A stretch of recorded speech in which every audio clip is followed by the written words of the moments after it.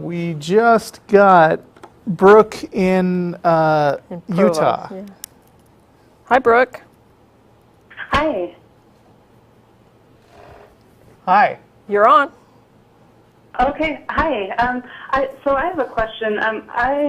I'm Mormon. My husband just left the church about a year ago and became atheist, and and I've been reconsidering everything, and I'm kind of on the fence in regard to everything. But I've had a question that I haven't been able to answer, and it's, I believe in God, but it's not. But I absolutely don't make any assertion that I know 100% that He exists. But the reason I believe in Him is because I choose to believe in Him. Like, it makes me happy, and it gives me hope in life and purpose. Okay, you know that sorry? beliefs are not a matter of choice. So you can't actually choose to believe something. You either believe it because you're convinced that it's true, or you don't. So are you convinced that a God exists?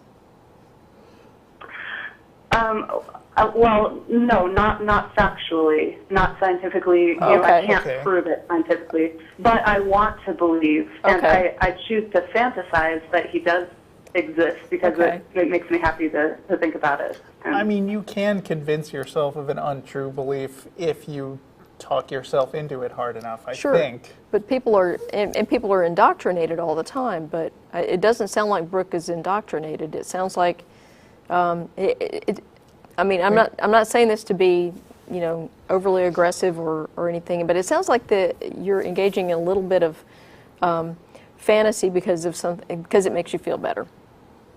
Yeah, well, and this was my question is, is there a problem with people doing that? Because I know you've said in previous shows that it's not good, or that you need to be in tune with reality and not detach yourself from reality. But my question is, what if it hurts so bad to be in reality that it's actually beneficial to be fantasizing? I had depression. I've had depression for many years, and a couple of years ago when my grandma passed away, I got so low that I was suicidal for about 3 months, and during that time I was on medication and therapy, but that didn't seem to help very much at all. But what did help was my belief in God, my fantasy of an afterlife, of the hope that brought, of my relationship with Him, etc. And that was what kept me from offing myself, basically, from hurting myself. And I mean, it may not. What would be wrong? It may not ultimately be harmful to you in any way, but I mean, at least for one thing, you're propping up an institution with things that supports things that I think it sounds to me like deep down you don't actually think are true. I mean, just to see where you're coming from, do you think that the Mormon Church has ever done anything problematic with their religious authority? Oh, definitely. The whole Prop 8 thing. Yeah, that's made me very mad. I mean, not letting blacks have the priesthood, the polygamy thing, of course. I think what you do when you buy into the religious structure is that you give them an inappropriate level of authority over people. You sort of give them cover for teaching the kind of things that they do. So it's an abstract kind of harm, and your individual part in propping up the Mormon Church is very small, but it's actions that are spread out over a large number of people that is of concern. Mm-hmm. Yeah, I can see that. Well, with organized religion aside, just believing in God, do you think it's harmful to only believe in Him because I choose to, because it makes me feel good to fantasize about an afterlife and all that? Would you want to believe in Narnia?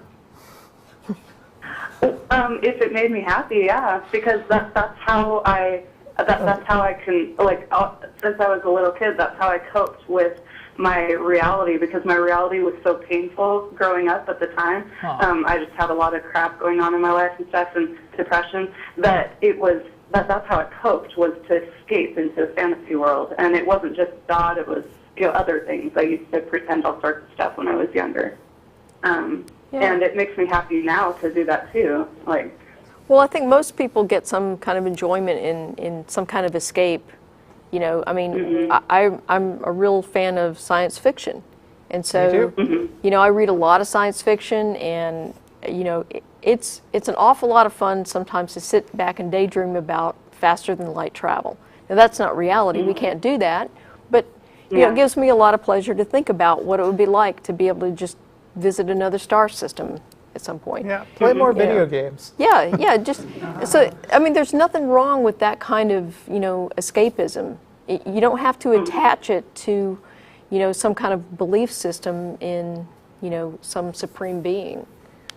Yeah, and that's the part that I know my husband is really frustrated with this aspect, where I have this part of me that, you know, because I grew up in the LDS church, and so I have this, you know, my worldview, you know, it's been pounded in my head so many times that, you know, like we have a baby now, and so I'm like, you know, if I don't raise this baby in a church, then, or in the LDS church, then I'm going to be accountable before God and all that stuff, and I have those. So wait, your husband is a Mormon? Her husband's an atheist. He was, but he left the church. Yeah, I don't think you should artificially push a kid into a church on the theory that it will be good for them, because I don't actually agree that it will. But we are out of time. Yes. Okay, no problem. I appreciate you taking my call. All right. Thank you. Thanks for calling. Very interesting. Yep. Thank you. We'll get to a few more callers after, but thank you everybody for watching. See you at Threadgills. Thank you, Jen, for a great show. Thanks, And, you too. See you next week.